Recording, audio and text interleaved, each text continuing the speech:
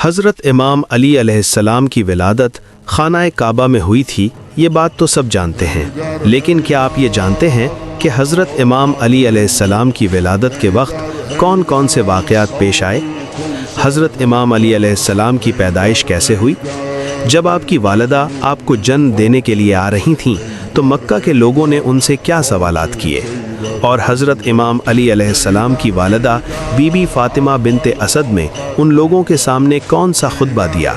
हज़रत इमाम अली अलैहिस्सलाम की विलादत का ये पूरा वाक़या आज हम आपको तफसील के साथ बयान करेंगे, इसलिए गुजारिश है कि इस बयान को आखिर तक ज़रूर सुनिए और अगर पसंद आए तो इसे लाइक करें और अपने दोस्तों के साथ शेयर करें। नाज़रीन, हज़रत अली अलैहिस्सलाम की नूरी तख्लीक का सिलसिला शुरूए कायनात से बल्कि आदम अलैहिस्सलाम से भी पहले हो चुका था और रसूल खुदा मोहम्मद सल्लल्लाहु अलैहि वसल्लम के साथ उनका रूहानी रिश्ता कायम था। लेकिन इंसानी शक्ल और सूरत में आपका ज़हूर 13 रजब को मकाम खाना काबा में हुआ। आपकी वालिदा का नाम फ़ातिमा बिनते असद और वालिद का नाम अबू तालिब था। आप दोनों तरफ से हाशमी थे। मुअर्रिखीन और उलमा ने कभी इस बात में इख्तिलाफ ज़ाहिर नहीं किया कि हज़रत इमाम अली अलैहिस्सलाम की विलादत खाना काबा में हुई। ये एक ऐसी हकीकत है जिसे सिर्फ शिया ही नहीं बल्कि अहले सुन्नत के बड़े बड़े मुहद्दिसीन और मुअर्रिखीन भी तस्लीम करते हैं।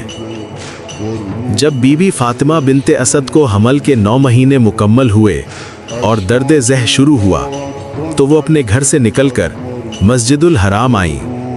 उन्होंने बैतुल्लाह का तवाफ़ किया, तस्बीह पढ़ी और विलादत के लिए दुआ की भी तस्लीम करते हैं। उन्होंने दुआ में कहा, परवरदिगार, मैं तुझ पर ईमान रखती हूँ और तेरी नाजिल की हुई हर किताब और तेरे भेजे हुए हर रसूल पर ईमान रखती हूँ। मैं तेरे कलाम पर ईमान रखती हूँ और तेरे बंदे इब्राहीम अलैहिस्सलाम पर भी, जिन्होंने इस कदीम घर को तामीर की। मैं तुझे तेरे अंबिया और मलाइका का वास्ता देती हूँ और इस अमानत इलाही का वास्ता देती हूँ जो मेरे शिकम में है। मेरे लिए विलादत का ये मरहला आसान फरमा। जैसे ही दुआ मुकम्मल हुई, काबा की दीवार शेख हो गई।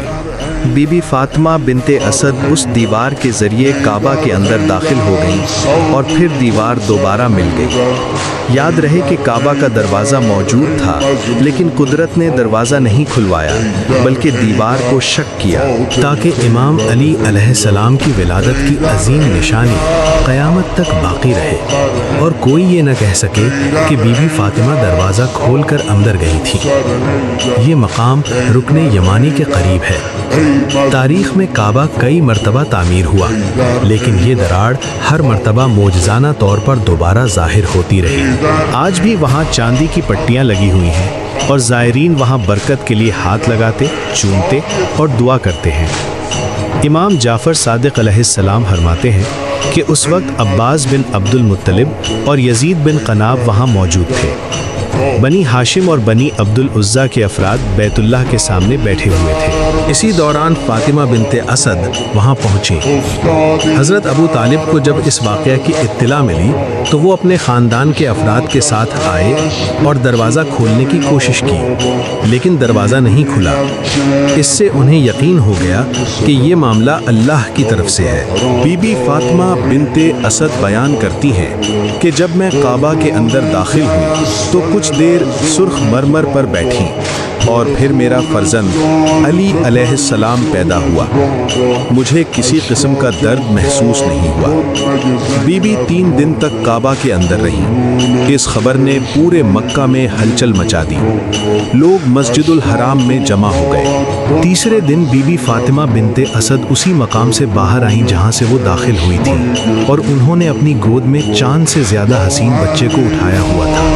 उन्होंने लोगों से मुखातिब होकर ये खुतबा दिया, ऐ लोगों, अल्लाह ताला ने मुझे अपनी मखलूक में से चुना और मुझे औरतों पर फजीलत अता की। آسیہ بنت مزاحم نے پوشیدہ عبادت کی اور مریم بنت عمران نے ویران جگہ پر کھجور کے درخت کو ہلایا، لیکن اللہ نے مجھے یہ مرتبہ دیا کہ میں نے اپنے بچے کو اس کے گھر خانہ کعبہ میں جنم دیا اور 3 دن وہاں قیام کیا، جہاں میں جنت کا رزق کھاتی رہی۔ اس بیان کے بعد کسی شک کی گنجائش باقی نہیں رہی۔ اگر اللہ اپنے ولی کی ولادت کے لیے زمین کے افضل ترین مقام کا انتخاب کرے تو اس میں حیرت کی کیا بات ہے؟